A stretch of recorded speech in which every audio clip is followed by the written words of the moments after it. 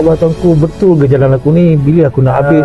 Bila orang tanya, kita rasa tertekan, kita perlu harus sabar, kita perlu harus jaga, dan kita fikirkan bahawa ada manusia yang bernama pelajar dambakan apa itu tu. Dia sangat kecil skala dia. Dia kata, betul ke aku dapat ni kan? Macam terketar juga boleh pegang. Betul kata tu. Rupanya saya anak sulung. Fokus kepada mana yang dominan, mana yang not. Dan kalau kita dapat leraikan betul-betul, ikut step yang betul-betul, kita cepat. Tetapi kalau kita tarik sini sangkut, kita pergi bawah sangkut, kita pergi sini sangkut, kita jadi stuck.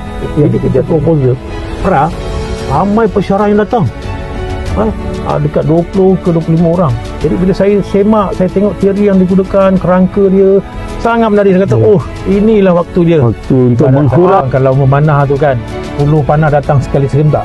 Masih belum cukup lagi. Masih belum cukup matang dekat situ lagi sebenarnya. Saya kata, anak awak kena stroke.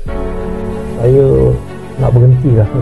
Dari sini, dia bertanggungjawab untuk menjawab apa hasil yang telah dibuat oleh pelajar. Itu mana sepenuh masa, selesaikanlah sehabisnya. Sebelum